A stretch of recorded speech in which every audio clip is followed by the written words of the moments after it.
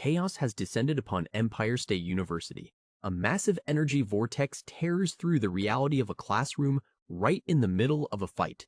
Spider-Man beeps through the debris, reaching out toward an elderly professor pinned by the destruction. "Hold on, I'll get you out of," he shouts over the roaring wind. The ceiling gives way, massive chunks of concrete plummeting into the room as the building literally rips apart. Spider-Man clings to a wall, wondering how things went from bad to worse. The wall crawler's eyes widen as the scale of the disaster sets in. "Oh, hell no," he mutters, realization dawning that this is much more than a simple lab accident. Above him, the door to another dimension has swung wide, revealing a swirling cosmic void. If someone doesn't act now, an invasion will begin, and Earth will be defenseless against the coming tide. Spidey pushes himself off the rubble, scanning the wreckage for the one thing that can stop this. "No, I won't let it happen. There has to be a way to," he says, his mind racing for a solution. Eyes lock onto a floating object shimmering with eldritch energy. "There you are," he cries, spotting the book that serves as the anchor for the portal. He fires a web and dives toward the book, pleading with the universe for one lucky break. "Whatever that glow is, please don't be a force field. Please don't be a force field. Please don't be a..." Energy surges through his body as he strikes an invisible barrier. "Aye, nuts, force field!" he screams, the electrical discharge throwing him backward. He turns to the winged, feral woman crouched nearby, desperate for an ally. "Hey, yo, Evangeline, I could use a little help here," he calls out, but she doesn't move. Evangeline stares back with hollow eyes, lost in her own monstrous nature. Spider-Man grits his teeth, realizing he's truly on his own. Spider-Man hangs suspended in the air, a new plan forming in his mind. Wait a minute, if that book is so important, why not pull it back to the other side now that the portal is open? He braces himself, gripping his webbing with both hands. Okay, I can do this." "It's okay," he whispers, trying to steady his nerves. Debris continues to swirl in the gravity-defying wind, a deadly dance of stone and metal. Dr. Dunkel watches from the floor, his face pale as he witnesses the impossible battle for the fate of his world. Spidey realizes the catch. The book is the anchor. If he drags it back to the other side, the portal might slam shut, but the one who drags it would be trapped. Chairs and desks are sucked toward the void, disappearing into the swirling purple nebula above. Spider-Man pulls with everything he has, his heart heavy but determined. "No, not just okay. I'm a lucky guy. Lucky because I get to do this." The webbing groans under the strain of a hero's final effort. He thinks of the people who shaped him, the love he's found in his chaotic life. "I had the love of two of the most amazing women I've ever known," he thinks. Me and Gwen filling his mind. He clenches his fist, the webbing biting into his suit as he prepares to make the ultimate trade. "I've known love," he says, a final declaration. He pulls the glowing anchor toward his chest, the force field crackling against his costume. Love enough to last a lifetime. Muscles scream in agony as the energy of the book begins to cook the air around him. Even a short one, he grunts through the pain. He closes his eyes, focusing on the mission. "Just hold on. There is no pain. Just hold on. There is no pain," he repeats like a mantra. The white eyes of his mask narrow as the energy reaches a fever pitch. Gwen, I'm sorry. I'm so..." He begins to apologize to the women he might never see again. Suddenly, Evangeline lunges forward, snapping out of her trance.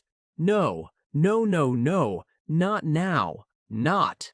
Spidey gasps as she reaches for the book. The winged woman grapples with the webhead, her eyes glowing with a newfound purpose. "Give it to me," she screams, while Spidey begs her to let go. With a burst of speed, she wrestles the book away and launches herself upward. She makes it to the portal. She crosses the threshold, vanishing into the celestial abyss of the other side. Spidey watches from below, feeling the massive power surge as the anchor is removed from our reality. The feedback is violent, a blinding flash of white that consumes the entire room. The portal collapses in on itself with a deafening roar. The invasion stopped before it could truly begin. Too late for Evangeline, but just in time for Earth. Later, as the dust begins to settle in the campus gardens, Spider-Man finds Dr. Dunkel. "Are you sure you're okay, Dr. Dunkel?" he asks, hanging upside down from a tree. The professor brushes off his coat and looks up at the hero. Yes, I'm all right.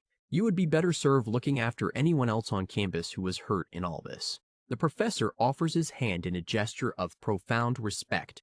Sie sind eine Gutseele, Spider-Man. Ruhen Sie sich aus, wenn Sie kann, he says in German. Spidey turns to leave, his heart a little lighter. I'll rest when I know everyone is safe, he calls out. Good night, Dr. Dunkel. The hero swings into the night. Dunkel smiles to himself. And to you, mein Freund. At least your grammar has improved. The night is long. Spidey calls Harry to make sure Mij and Gwen are safe before joining the rescue crews to help with triage. He spends hours pulling people from balconies and lifting debris off of the trapped. It takes all night, but he refuses to stop. He hands a small pug back to its grateful owner amidst the glass and dust. But no one dies. That's what matters, he reminds himself, clinging to the victory. Dawn begins to break over the city, and the exhausted Peter Parker finally heads home for some badly needed sleep. He crawls into his web hamlet, the cool morning air filling his lungs. It feels good to be alive. Later that morning, Peter swings through the skyscrapers, the sun reflecting off the glass. Now that he's had a chance to breathe, he knows what his heart has to do. In the shower, the hot water beats down on his scarred back. In the moments he thought he'd never see me or Gwen again, he realized everything he wished he'd said to them. He stares at his reflection in the mirror, finally finding the words to express who he loves as a friend and who he wants to be with forever. He grabs a quick breakfast of cold pizza and coffee, knowing he can't face the day on an empty stomach. The breakfast of champions. Suddenly, his front door opens. Peter? A familiar voice calls out. It's Harry Osborn, looking relieved to see his friend in one piece. Harry steps into the kitchen, his brow furrowed with concern. Glad you're okay, Petey. Had us all worried when no one could find you during the evacuation. Peter dries his hands, trying to keep his voice steady. Long, very long story, but it can wait. Right now, I just need to see Mian. Harry's face falls as he reaches into his jacket. Yeah, about that. Misha came by yesterday afternoon, said she had to see you. Harry holds out a plain white envelope. She said it could wait until she knew you were safe. Then she said she had to go and to give you this. Peter looks at the letter, a pit forming in his stomach. Did she tell you what's in it? He asks quietly. Harry shakes his head and turns toward the door. Not in so many words. I'll wait outside while you read it. Peter unfolds the paper. Dear Peter, by the time you get this, I will be on a plane to Germany. The letter begins. Mary Jane sits on the flight, her eyes fixed on the horizon. Her agent booked her for a modeling gig in Berlin, an artsy layout with a Warhol vibe she couldn't pass up. She stares at her own reflection in the plane window, the letter's voice continuing in Peter's head. She tells him she's finished her test for the semester and is zooming off, but the truth is deeper than a job. She's going because she doesn't know how to say what needs to be said to his face. Peter stands by the window of his apartment, the words stinging as he reads. I don't think there's anything worse than a human heart torn between two people. The letter takes a light-hearted jab, a classic me move. While maybe a few things, spiders mainly, Peter reads with a sad smile. She reminds him of their history. When he was with Gwen, Gwen was the love of his life. After she went with Harry, Mia was the love of his life.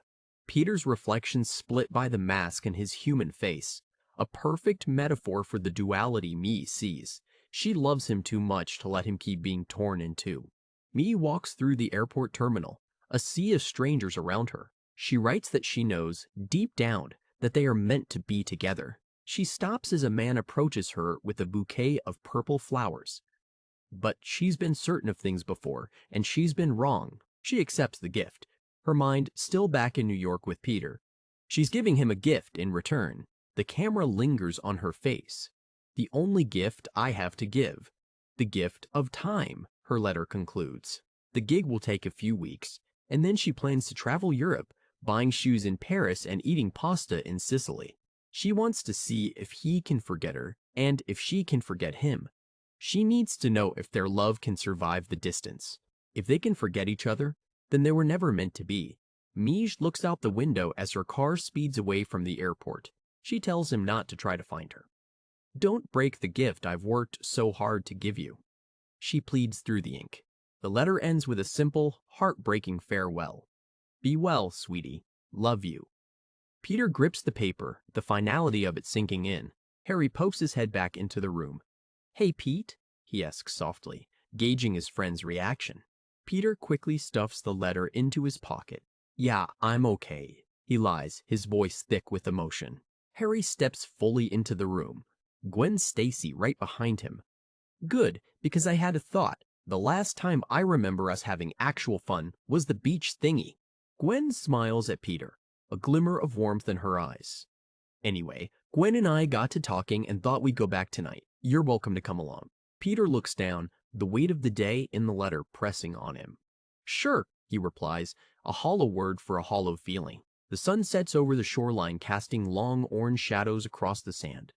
The tide pulls at the coast, relentless and rhythmic. The trio sits around a small campfire, the smoke rising into the darkening sky. When I was a kid, I used to lie on my back in the front yard looking up at the clouds, Harry starts. Harry looks up, searching the darkening firmament for meaning. Who do you see, Gwen? He asks, wanting to share the moment. Gwen looks up, her eyes reflecting the golden light of the fading sunset. I see, an angel, she says softly. She explains that the way the other clouds wrap around it looks like a halo. It's a moment of pure, innocent beauty in their complicated lives. Gwen continues her whimsical description. It's like she's smiling at me, saying, come with me. There is a place for you here. How about you, Harry? Harry scoffs with a playful grin. I see. Elton John. I like Elton John. Sue me, he jokes, breaking the tension. Gwen shivers as the night air cools. You cold, sweetie? Harry asks, already pulling off his jacket to give to her. Gwen pulls the jacket tight around her shoulders. Better? Harry asks. Yes, thanks, she replies with a grateful smile. Harry turns his attention to his silent friend. So, Peter. He starts, leaning in for the question he's been holding back. The question hangs in the air, heavier than the smoke of the fire. Whose face do you see? Peter stares into the flames, the silence his only answer. The beach is empty now, save for one man sitting by a fire as the rain begins to fall, washing away the footprints of those who have moved on. And in the next issue of The Amazing Spider-Man, the duality of Peter Parker will be tested like never before. Don't miss the conclusion to this heart-wrenching saga.